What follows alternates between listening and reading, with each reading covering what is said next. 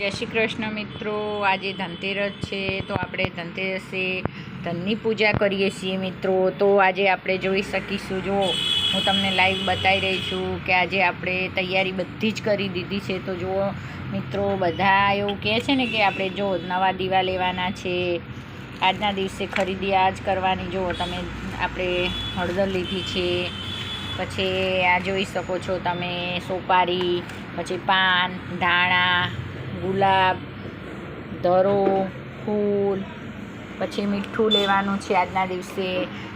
પછી જુઓ આપણે આ પગલાં લીધા છે લક્ષ્મી માના. પછી આપણે જો લક્ષ્મીજીનો ફોટો લીધો છે ગણપતિ સાથે, અને સાથે સરસ્વતીજી છે. પછી આજે સ્વાસ્તિક બી આપણે લઈ લીધા છે મિત્રો, જોઈ શકો છો.